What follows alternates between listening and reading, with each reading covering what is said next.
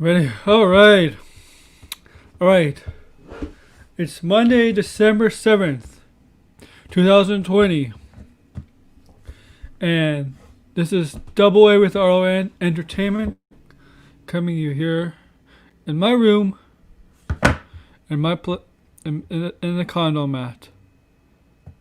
So a note here. As you know, I changed the name of this show to It's All About Wrestling because it used to be called Wrestling Topics because I did not know what name to come up with it. I was thinking that in the meantime, and a couple days ago I came to a conclusion that I'm going to go about It's All About Wrestling. And this is, if you watch my show from the past, it's wrestling news and a weekly review, and we go over pay-per-view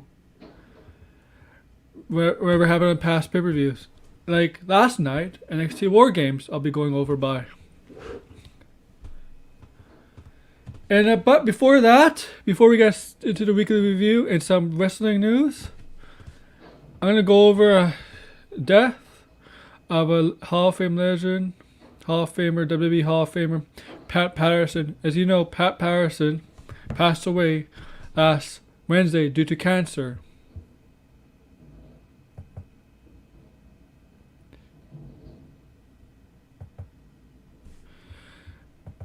And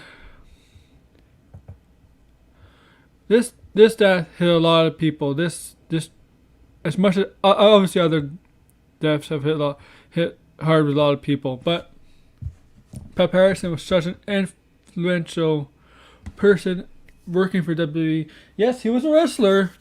He was a wrestler. In fact, he was the first Intercontinental Champion of all time, and that's history. Being the first of something is monumental. But here's the thing with Pat Patterson. He's from Canada, Montreal. I think he's from Montreal. I know he's from Quebec. I think he's from Montreal. He's Canadian like me, right? Even though I'm from Ontario. But to me, if you're from Canada, you're all Canadian. It doesn't matter where you're from. And that's how we see our wrestlers. Doesn't matter where you're from. Doesn't matter where you're from in Canada, especially as a wrestler. We all treat you as like you're our own. That's your home. If you're from like Bret Hart, if you're from Alberta, Bret Hart's from Calgary, in Toronto, they'll treat him like he's one of their own.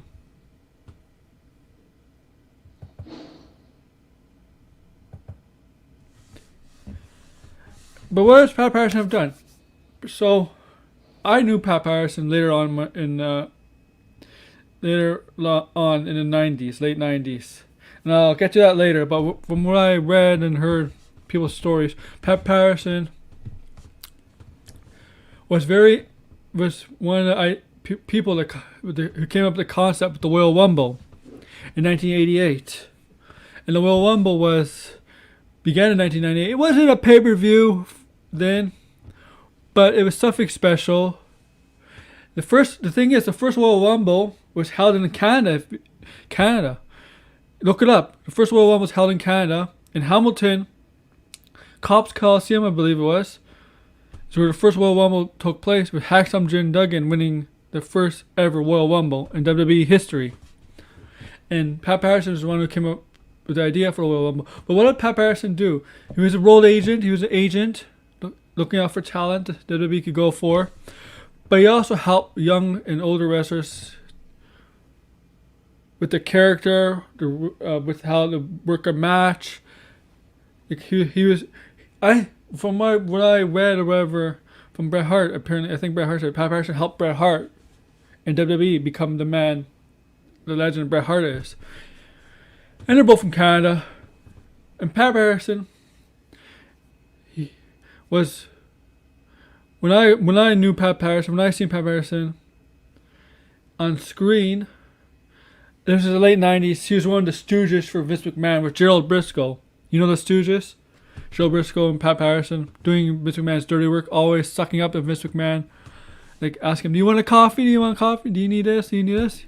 That's Pat Patterson on screen. Obviously behind screen, he was there working as an agent, working as somebody who helped the wrestlers come up with a finish, a certain spots in the match, whatever, and helping wrestlers find their way in the WWE. And NXT did a nice tribute to Pat Patterson, very nice tribute. SmackDown did a nice tribute with the 10 bells, or NXT, I think. I don't know. They didn't. Whatever. Sorry. They had that special tribute match on SmackDown with Daniel Bryan. And Daniel Bryan. Who was his teammate? Oh, Mysterio. And I forgot who else. Sorry, I forgot. Against Sami Zayn, Shinsuke Nakamura, and Dolph Ziggler. And that's a SmackDown. I'll get to that later. So, sadly, Pat Patterson's passed away. Condolences to his family, friends, people who's worked with him, anybody. He helped make WWE special with certain things, and he helped the wrestlers, old and new, finding their way in WWE. So my hat's off to Pat Patterson for a fulfilling life he had, as both as a competitor and as a good person. Now, let's get into NXT War Games. Now, I really loved the War Games pay-per-view last night. The matches. The 2 War Games, if I were to pick the best War Games match, I'm going to pick the women's match. I just liked it better than the men's match.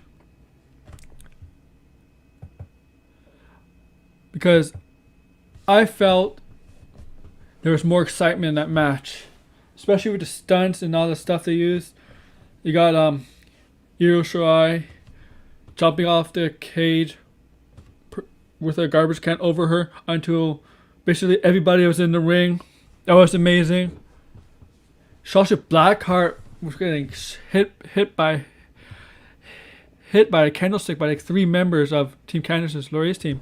Like, and then another one goes, and then the third one goes. Dakota Kai getting eclipsed by Ember Moon when her head was on the 2 chairs, and that really hurt Ember Moon's really, really badly too. You could tell the way they were trying to deny Io Shirai getting into the ring. Raquel Gonzalez was like using her strength to make sure Io Shirai doesn't get in. She pulls the door closed and shut. In the way Candice LeRae was the final member, right, of her team, and Io Shirai's outside. They stare down. He had Indy Hartwell come out of nowhere, attack Io Shirai.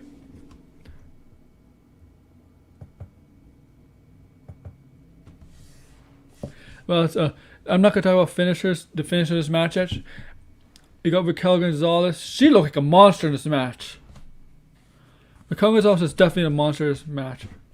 And you see Rhea Ripley and Raquel Gonzalez go at it. They had to stare down the 2 behemoths of the teams.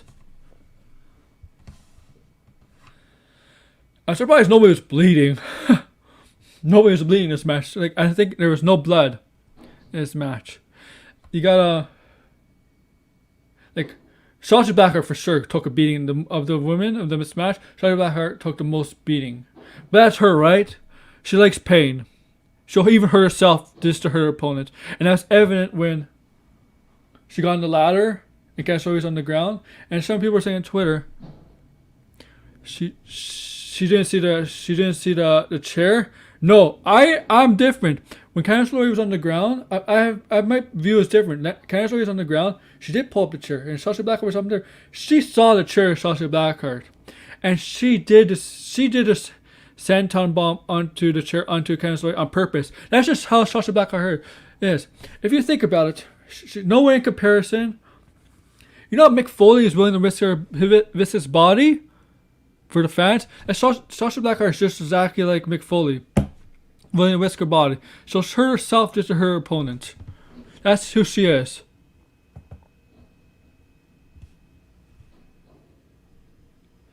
And I like that. And I really do like Shotzi Blackheart. One of my favorites in WWE on the women's side, because she has personality, she's character, she's fun. Sometimes she's a little cheesy, I'll give you that. She puts on good match, and she's willing to risk her body for entertainment. She's all the characteristics of a wrestler that gets over right away. She knows how to put herself over. She knows how to put herself out there. And but as much as I like Shotzi Blackheart, the one woman that impressed me the most, I mentioned her before, was Raquel Gonzalez. She was dominant in this match, and they made her look strong.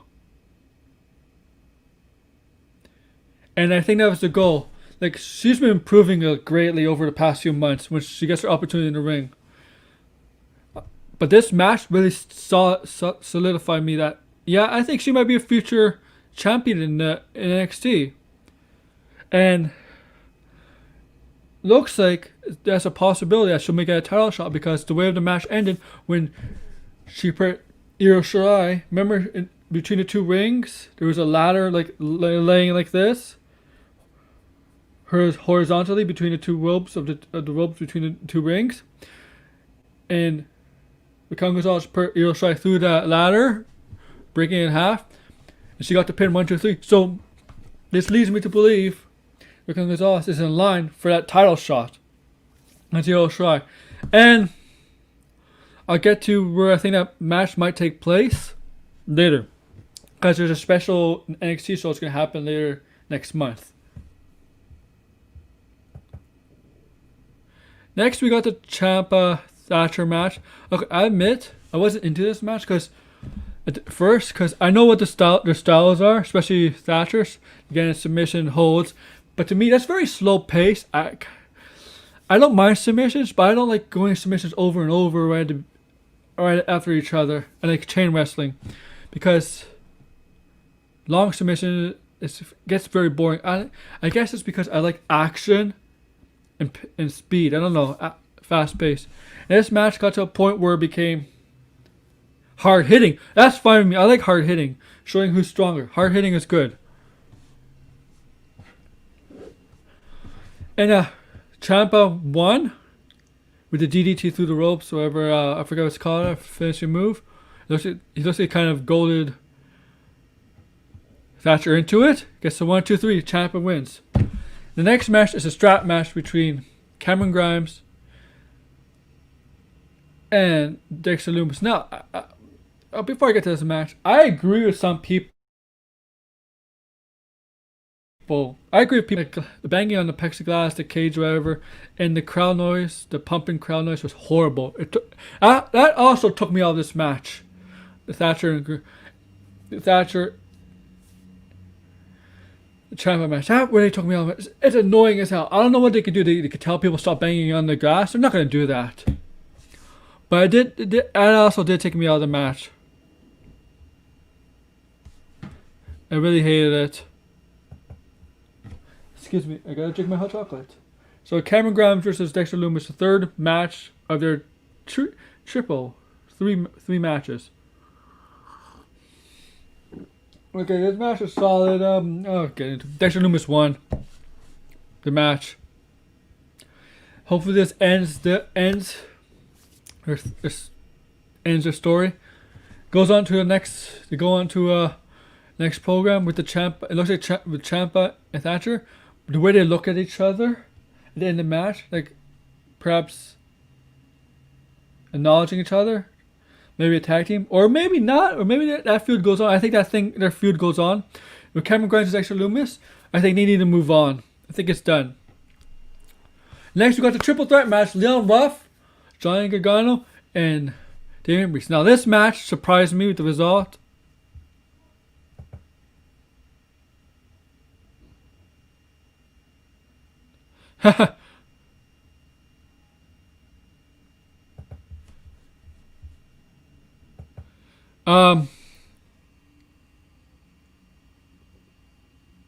Yeah, I don't.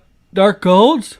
I never heard of this, but I don't think that's happening. Hulk Hogan cannot wrestle. RVD can still wrestle a bit, but bringing old timers back, it's not going to do anything because you're not going to get good matches out of it. And you can't start a new Attitude Era because it's just not possible these days. I don't see it happening, and I never heard of this, so.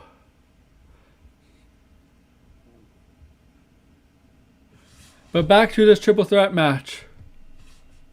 We got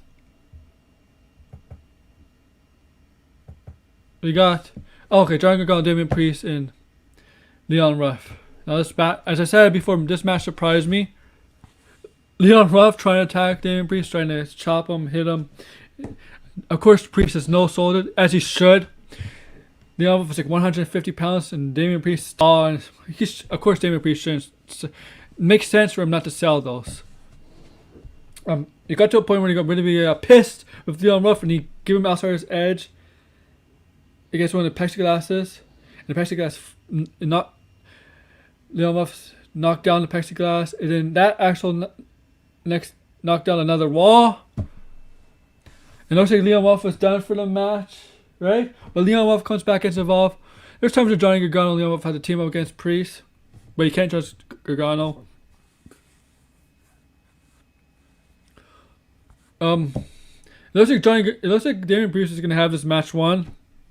Then all of a sudden you see this ghost face, bunch of ghost face, 3 on one side, and then all of a sudden another 3. Damian Priest went from one side of the ring and jumps over and does a flip onto 3 ghost faces. Gets back in the ring and does the exact same thing to the other ghost face. And as Damian Priest is about to get into looks like he's gonna finish and get the win. A ghost face with a metal pipe hits Damian Priest. Leon Ruff was about to roll up Johnny Gargano, but it didn't work. Johnny Gargano kicked him and gave him his finisher. 1, 2, 3. Johnny Gargano's 3-time North American champion. Now I got Leon Ruff winning this by fluke, but it looks like that was just a one thing.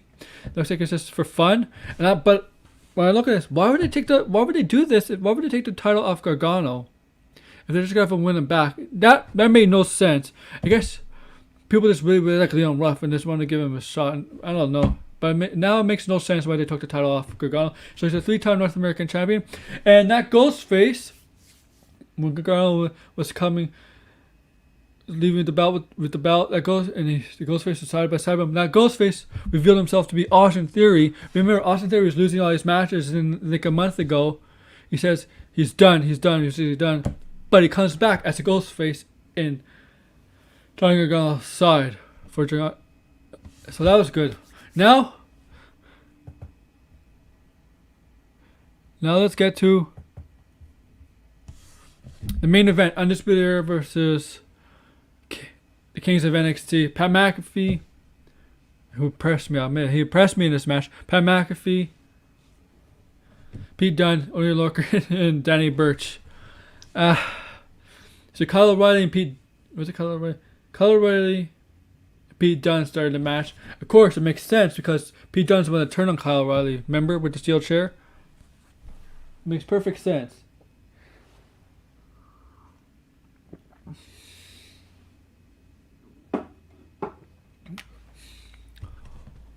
What else happened? This match, it was a good match. I think basically pretty much all of the Pat McAfee team went through a table, but I think there's one Undisputed Era went through a table. Pat McAfee did do a moonsault. I think that Pat McAfee did do a moonsault to one Undisputed Era through a table. I forget just who it was. He did it too. Cole had to use a fire extinguisher on Pat McAfee's team because they're all waiting from the door, and Undisputed Era members were all knocked out. What else? There was a point when they finally got to Pat McAfee. All of them ganged up on Pat McAfee.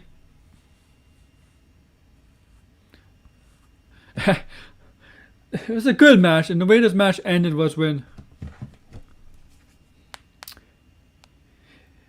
Roger Strong did his finisher to Pete Dunne, took him out. Pat McAfee was out. there was a chair on top of Oney Lorcan's face,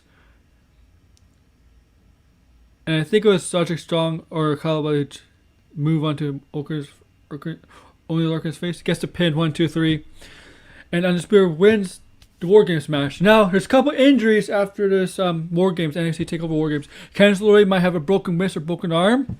Apparently she suffered early in that match, and Oney Lorcan might have facial lacerations after the War Games match and his match. So Candice LeRae might be out a while. 6 weeks usually with a broken arm. And I don't know about Lorcan.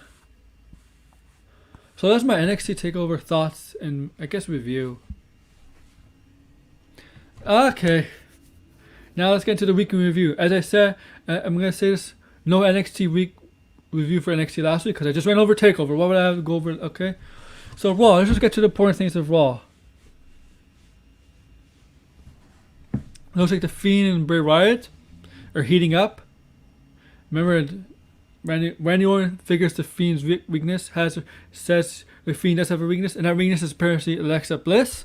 Remember, lights turn off and Alexa Bliss is in Randy Orton's arms, and he throws it to the Fiend. Fiend catches her. And apparently there's a match at TLC between the Fiend and Randy Orton. I don't know if that's confirmed. I think it is, but it most likely will be confirmed. That's on Raw.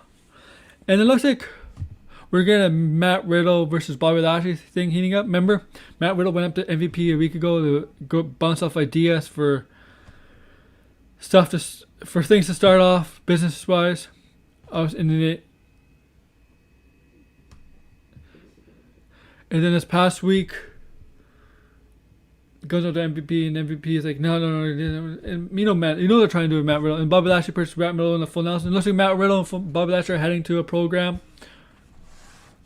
Lana and Asuka and Nia Jax, Shayna Baszler, looks like they're heading to a program for a tag team titles, the women's tag team titles.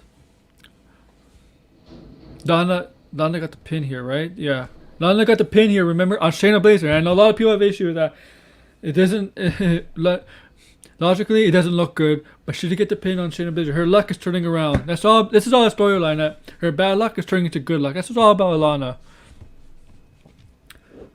And like Drew McIntyre is going to get as opponent AJ Styles. AJ Styles, because he won the triple threat match. AJ Styles is trying to get the Miz to cash in his Money in the Bank. That plan was foiled by Drew McIntyre. See, Cedric Alexander beat Xavier Woods singles match. Here was funny. Ali. Who's Ali facing? No, Shane Thorne beat. Oh, Shane Thorne. Slapjack beat Ricochet. Later that night, Mia Yim. Okay, Reckoning had a match with Dana Brooke, and the thing is, right at the beginning, the mask falls off, revealing it to be Mia Yim. Oh, who knew? We didn't know it was Mia Yim. Of course it was Mia Yim. And she lost. Yeah, I'm like you people. Why would we first match have her lose? Oh my God. Now you see why Reckoning and the rest of Retribution is a joke. And you see Ali chastising her. I don't know what it means. I think it means that Reckoning is not gonna last very long, or the group Retribution may not last very long, and then it'd be good. I think the women's division can use Mia Yim. I don't think it can use Reckoning. I think it needs to use Mia Yim.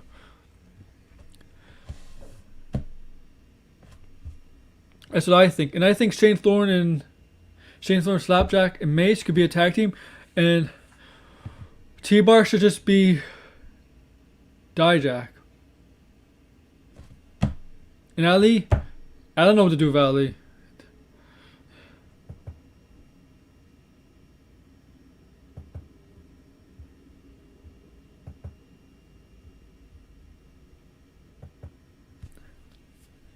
But what else is on Raw? The note.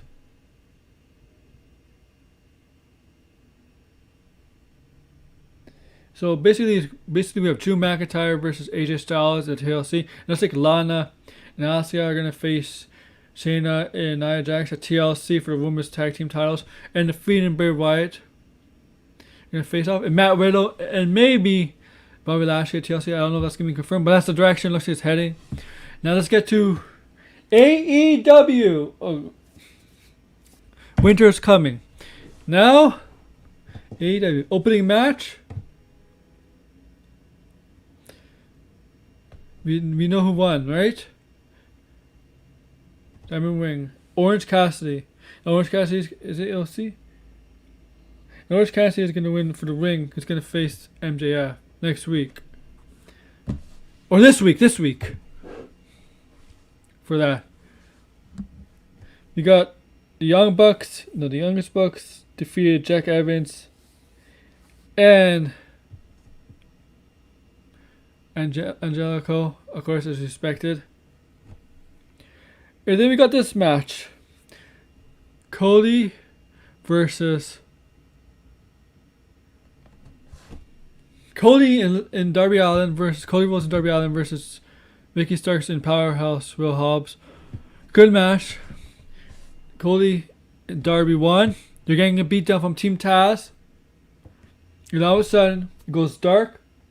And John was playing with this dark, mysterious character who could it be? And all of a sudden revealed to be Sting! Sting is in AEW! And as Shivani was saying, Sting! I don't know, I can't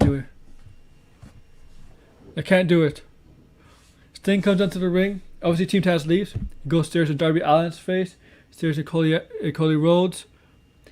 Yes, Sting is in AEW. What does this mean for Cody Rhodes? What does this mean for Darby Allin? And that picture of Darby Allin looking up to Sting, like, Sting is huge compared to Darby Allin. Whew. But they have some similarities. Darby Allin likes to be alone. Has half face paint. Same as Sting. And Sting signed a multi-year deal with AEW, full-time deal. So it's not like once every 5 months. He's speaking on AEW Dynamite this week, apparently. And then let's go to the women's match. Layla Hirsch versus Sheeta. Very solid match. Sheeta won. Britt Baker versus... No, it's Britt Baker versus Layla Hirsch, right? Not Sheeta. Britt Baker beat Layla Hirsch. Not Sheeta. And Thunder Rosa comes in, attacks Britt Baker. Let's say I like that. Britt Baker and Thunder Rosa are going somewhere. The two. Layla Hirsch attacks Britt Baker. You know, okay. Red Bull gets involved. Good. It was a good match. Now let's get to the main event. Kenny Omega versus Jon Moxley. And maybe Adam Page might join the Dark Order. So remember that. Jon Moxley versus Kenny Omega. Now, I picked Jon Moxley to win this match, to retain. But as the match was going on, I'm starting to sense that there's going to be a title change. And there was. But this match was good. The way this match ended was Omega. Like, Jon Moxley had Omega down. He had him beat. But Don Callis, friend of Omega, good friends with Omega, was on commentary, but he came down to the ring, distracted the referee, threw the mic. Omega goes to the mic, hits over the head on Jon Moxley with it, and starts giving him the V trigger like 4 or 5 times, then puts him into the angel rings for the 1, 2, 3. Gets the AEW title. Him and Don Callis immediately won out of Daly's place into a vehicle. Before he gets in the vehicle, they interview Don Callis. What's the meanest? And Don Callis says, you'll just have to wait to Impact this Tuesday. And so tomorrow, you're going to have a little segment with Kenny Omega. It's already taped. It's not going to be an Impact. He's not going to be an Impact Zone or whatever you want to call it. It's just going to be a one-time thing, apparently. Yeah, they do have a relationship with Impact. Apparently, Good Brothers might be on AEW. But it's not a full-time thing with that. They're not doing a lot of cross promotion stuff right now with Impact. We assume they are in the future. It looks like potentially down the road they will. I'd love to see that. So Kenny Omega and Don Callis told us to wait to Impact. And Don Callis' contract is almost up if Impact. So speculation that once he's done with Impact, he's going to come to AEW anyway and be Mega's corner. So that's AEW's winter coming. Looking forward to this AEW. I'm looking forward to Sting. What he has to say. And I'll get more on to Sting later. But let's get to SmackDown. You have Roman Reigns come out with Jey Uso to open up the show. And he was belittling Kayla Braxton because Kayla Braxton was asking stupid questions, but as she should, she has no choice. It was awesome, but though, and then Kevin Owens comes out, says, "Oh, we could go right here, right now, or TLC, right?" And he's like, "Tables, ladders, and chairs. Like you and me, you and me." And Roman Reigns is like, "I'm not a savage. I'm a gentleman." Because there's a woman here, right? Kayla Braxton. And later in that match is Jey Uso and Roman Reigns versus Otis. And Kevin Owens is the main event. Remember, Otis got beat down by Jey Uso last week. Or the Friday before this Friday.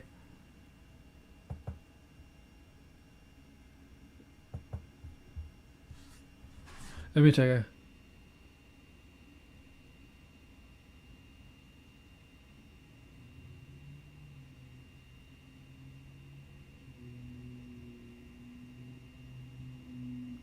Okay, sorry. Notification. Sorry about that. Then what happened outside? We got the tribute match for Pat Patterson. There's nothing special, but down Bryan's team, down Mysterio, down Bryan Mysterio. And I forget who else. Who was it?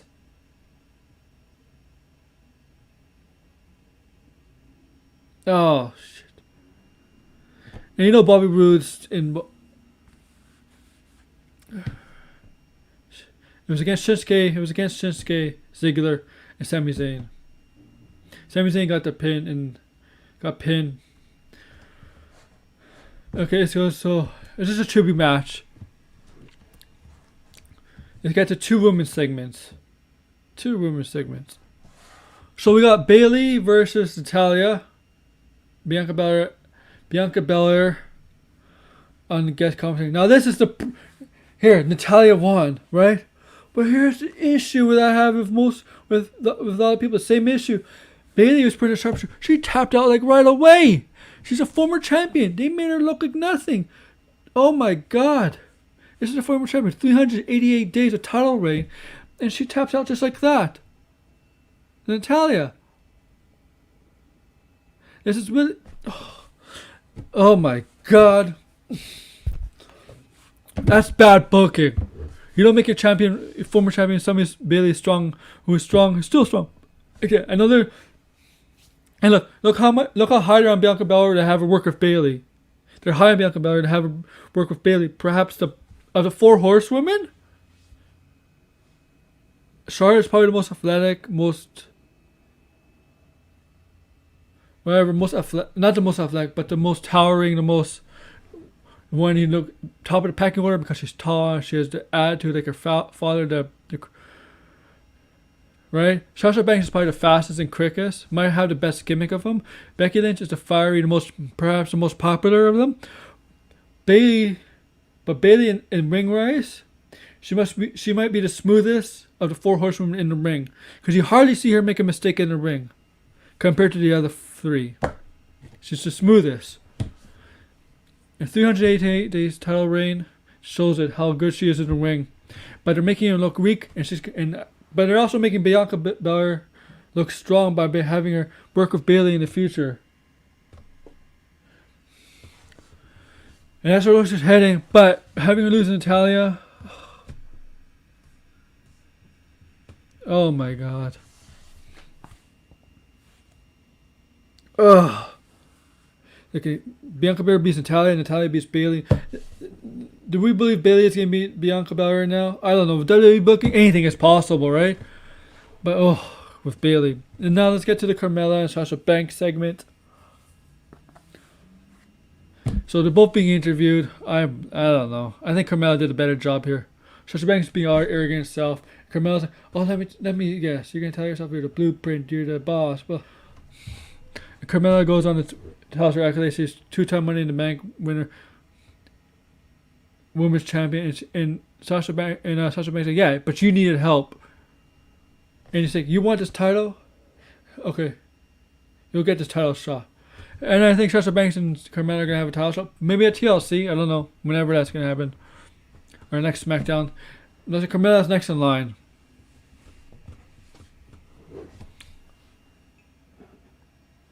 I know I'm forgetting other stuff.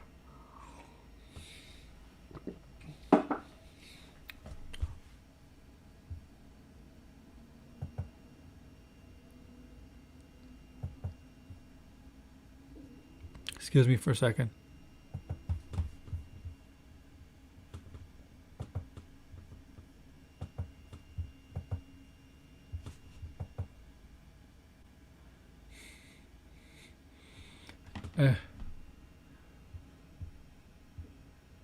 Oh, there's another thing before I continue on about SmackDown, the main event.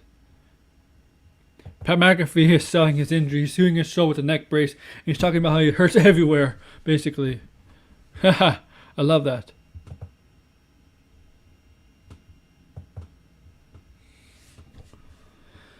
SmackDown main event, Roman Reigns and Jey Uso versus Kevin Owens and Otis.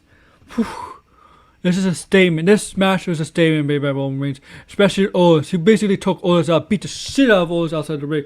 Steel steps and Otis had to be carried off. Basically became a handicap match. This match ended. Roman Reigns beat the shit out of Kevin Owens, and then he turned on his cousin. He beat the shit out of Jey Uso, showing why he's the dominant, showing there's consequences for your actions. Roman Reigns, man, ever since he came back, you can see his love. He has a sickening way of showing love, you know, to his family. And this is what needed to be shown as Friday. Not just to his family, but to Kevin Owens, that show his dominance and how dangerous he can be. And this match proved how dangerous he could be. So he should be taking out Owens and then taking out his frustration, showing how powerful and dominant he is on Kevin Owens and even his own cousin. Let's see what Friday releases his cousin, because if they do something like that, I'm afraid that people are gonna have issue with it, and I'm not gonna tell you why, but there might be issues with it in the future. So that was SmackDown. That was my weekly review. This week I'll do a Raw review, of course. Next Monday I'll do a Raw review. I'll do an NXT review for next week as well. AEW review for next week, and SmackDown.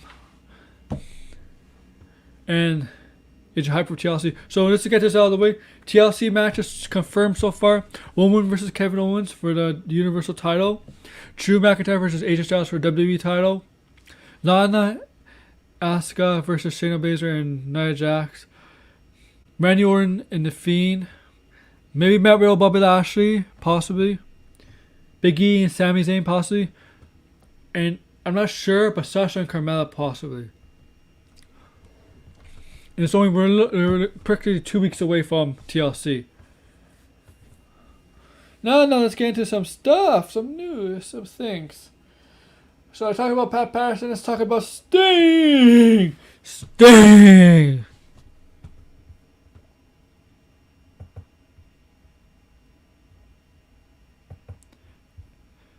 Now Sting's in AEW. What does this mean? It means was he happy with WWE? According to reports, he was not happy with WWE and how they treated him. You know, he hasn't won a match in WWE. He's 0-2. Lost to Triple H and lost to Seth Rollins, and he got seriously hurt in Seth Rollins' match with his neck. Remember that? From the buckle ball. So what does this mean? It means he's going to get involved in AEW. He's going to get really involved because, as I said maybe 15 minutes ago, this is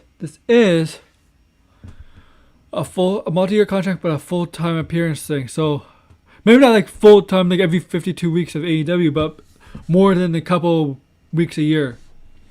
And those things get involved in Cody Rhodes and Darby Allin.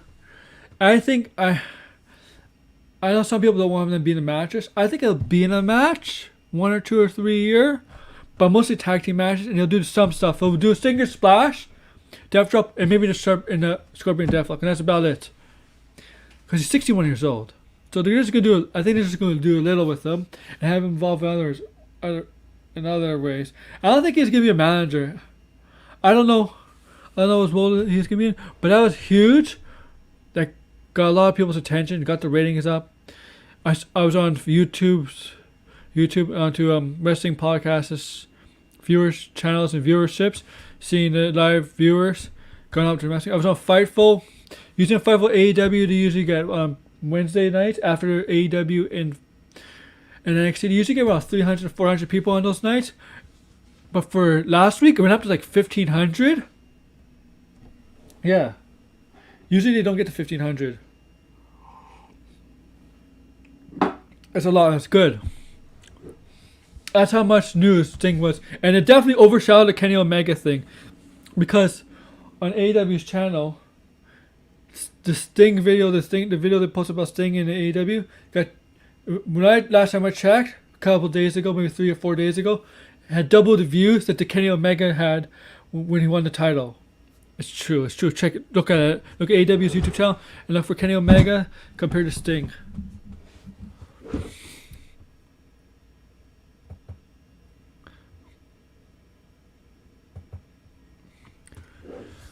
So we got news there. I'm happy Sting, man. I watched him 4 companies. WCW was the Crow Sting. I mean, I seen him matches as Surfer Sting.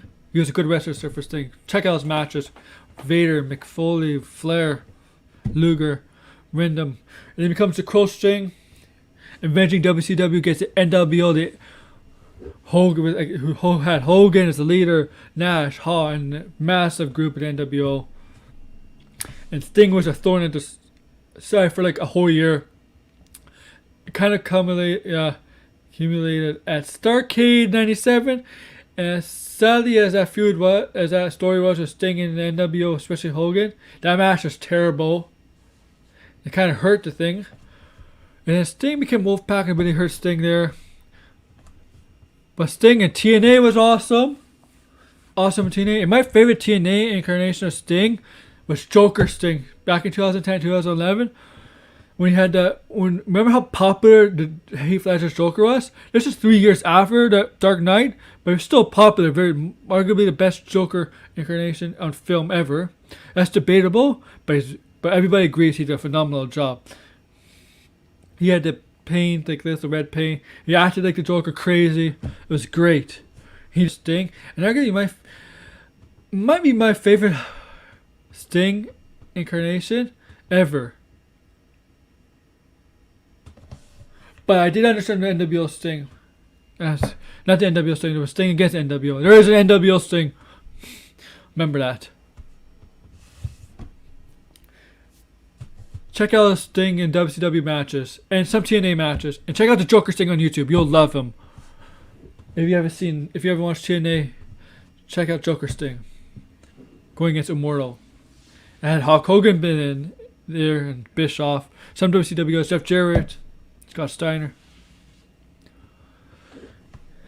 What else news is there? Right? Okay.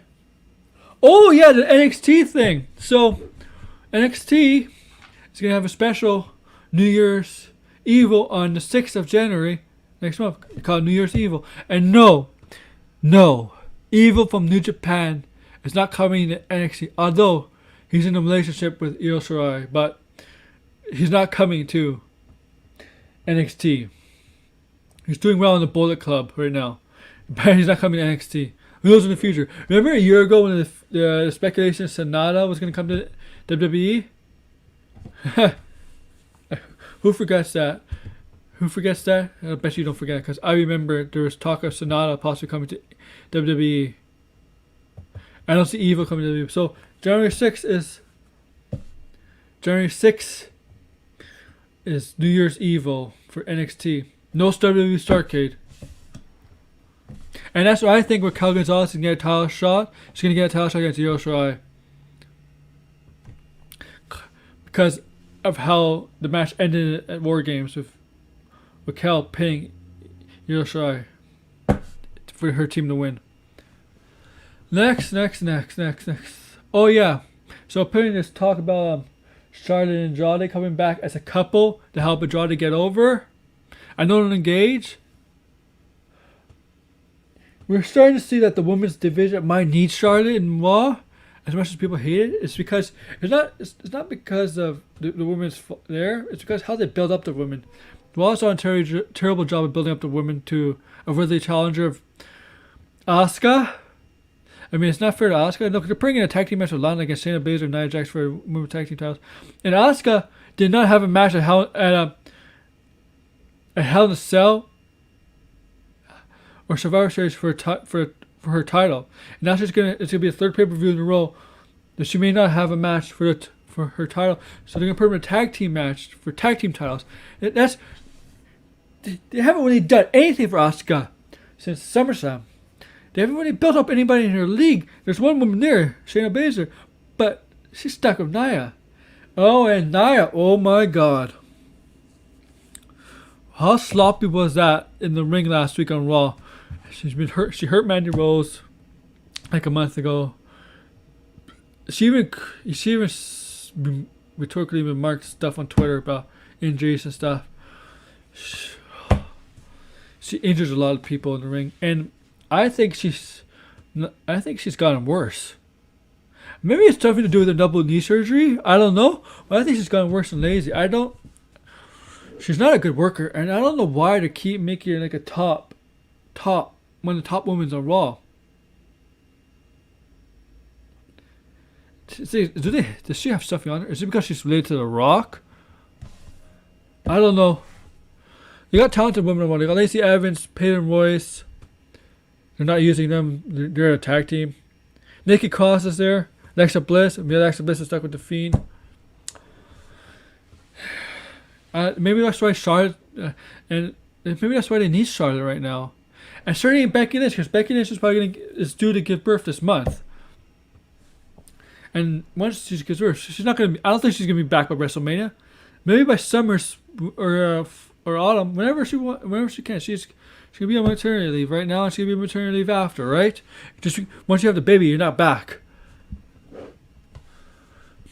Raw's really hurting. And speculation Rhea Ripley maybe called up going to SmackDown. Maybe Raw needs her. I don't know. It's just that Raw needs something to do. They need to build up women in that division. Because Asuka hasn't defended her title on a pay-per-view. And TLC will be the third time she hasn't defended her title on a pay-per-view. And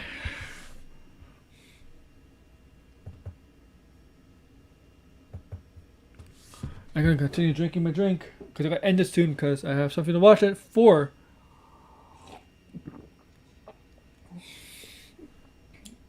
So we got the performance centers, right?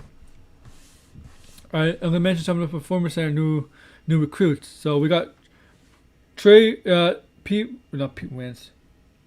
Is it Pete Wentz? Wentz and Dexter Xavier. 2/3 of the Rascals from TNA. No Trey Miguel. People are surprised about Trey Miguel said why he hasn't signed anywhere yet. Just look it up. So you got 2 members of the Rascals in NXT. They're probably gonna change the name. Not gonna be calling the Rascals. They're gonna probably change their actual names too. We got Alex Zane as a recruit. I did not know we were recruiting at these times. And they got a former WNBA player from 2019 draft. Don't know her name. You can look it up. So they're recruiting, but I don't know, man. I don't know. I think maybe the Rascals, the 2/3 of Rascals, might just need to learn WWE NXT style of wrestling. But since they know how to work TV, they could probably be on TV faster than the other people they recruited. They've never been on TV.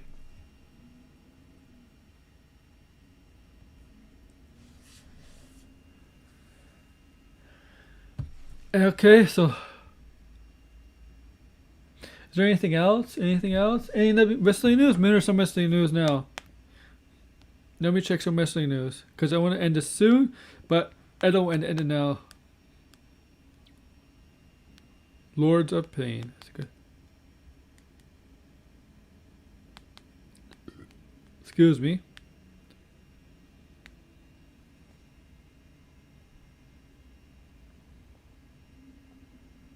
So they're having the Slammy Awards.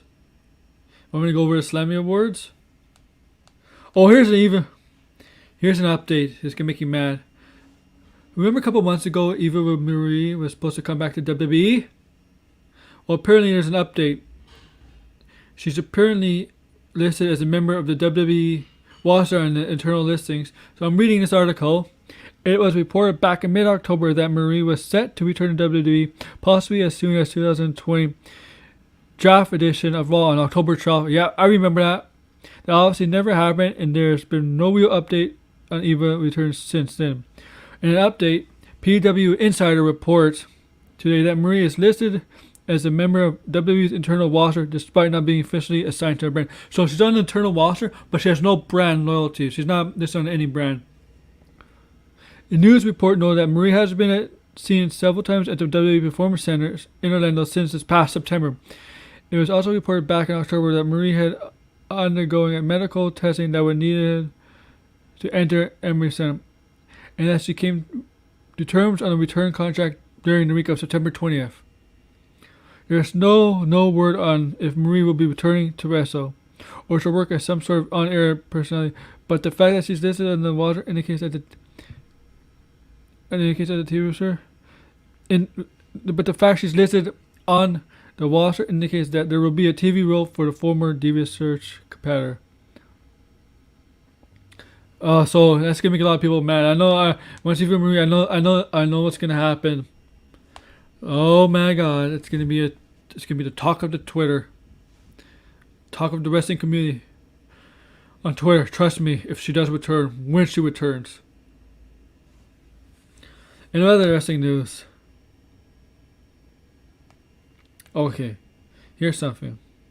So they're gonna have the Slammy Awards, and they have categories and nominees. And after this will be my final topic to talk about before I sign off. So the 2020 Slammy Awards will be for Wednesday, December 23rd. Slammy will cover the best of Raw and SmackDown and will air at 10 a.m. on Eastern Time on WWF Network, YouTube, Facebook, Twitter, and the WWF website. So it'll be like, I guess it'll be on the bump. NXT will not be featured in the Slammy Awards. So let's go through the... Okay, so here's the awards. Superstar of the Year, Match of the Year, Rivalry of the Year, Tag Team of the Year, Return of the Year, Ring Gear of the Year, Breakout Star of the Year, Female of the Superstar of the Year, Male Superstar of the Year, and Moment of the Year. Superstar of the Year: Drew McIntyre, Roman Reigns, Randy Orton, Braun Strowman, The Fiend, Bray Wyatt, Asuka, Sasha Banks, Bayley, Becky Lynch, Charlotte Flair. Match of the Year: Undertaker vs. AJ Styles, Boneyard match at WrestleMania 36. The New Day vs. Hurt Business, Raw Tag Team Champions, Raw, November 16, 2020. Edge, Randy Orton, The Greatest Wrestling Match, WWE Backlash 2020. Men's Royal Rumble match, Royal Rumble 2020. AJ Styles vs. Daniel Bryan, Intercontinental Championship Tournament Finals, SmackDown, June 12, 2020. Roman Reigns vs. Jey Uso, Universal Championship match, Hell in a Cell, I Quit match, WWE Hell in a Cell. Sasha Banks vs. Bayley, SmackDown Women's Championship in Hell in a Cell match from Hell in a Cell 2020.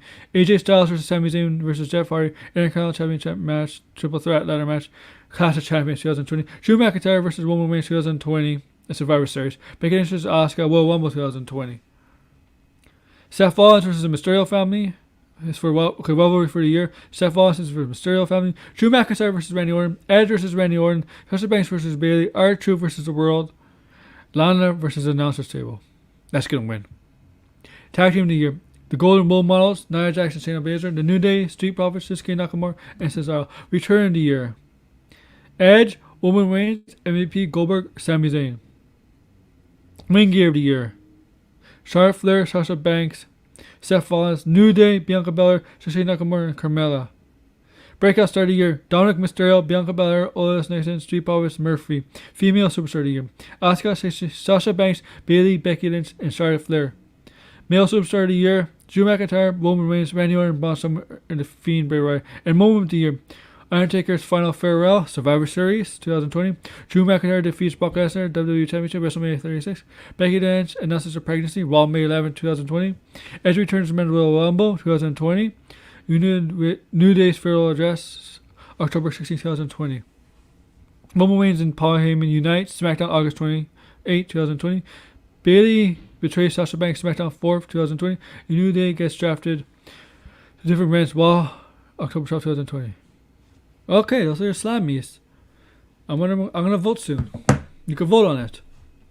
Now with the ending coming. Okay, so I'm gonna end the show, but before I do, I'm gonna plug some stuff. So, I don't know what's happening in Raw tonight. I don't know what's happening in Raw tonight, so I can't give you a Raw preview. Okay, but